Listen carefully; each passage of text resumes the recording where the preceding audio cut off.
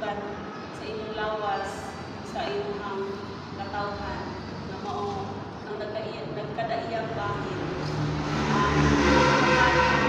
Ang Espiritu Santo.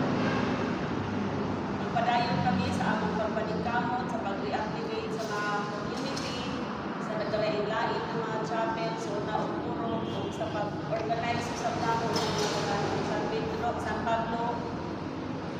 Inaunta na kanunay ka mag-abang kanapon sa mga kapon. Salamat sa inyong pag-abot sa among parokya. Yato January 8, karon January 11, hatod kanamon sa usa. Kabangi kami sa among himuhaton, sa among pag-alaga, nasiga kami kanunay nga mamahimo kami angayan nga musiga o mulamdag o mudanag sa mga tao nga wala pa nakaila sa Ginoo. Sama kang Pablo nga nagsangyaw sa mga hintel, sa mga tao nga wala gyud nakaila sa Ginoo. Bisan ni atong mga tao nga wala diila nga mga Hudiyo kay wala katulig. Imong gyapon silang gikabin kung nahimong Kristiyano, kung usab kami karon.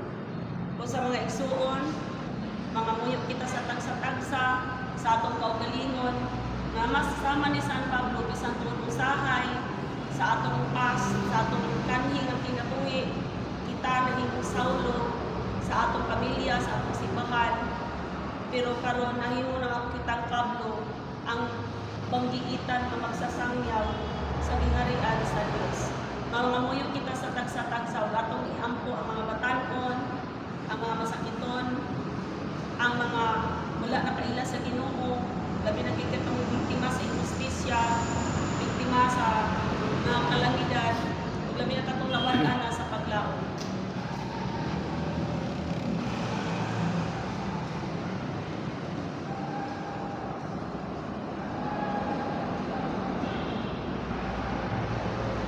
O Dios, imong gitudloan ang daghang mga nasod pinaagi sa pagsangyaw sa bulahang San Pablo Apostol. Ikaw man, o Apostol Pablo, ang magtutudlo sa kamatuoran ug doktor sa mga Gentiles.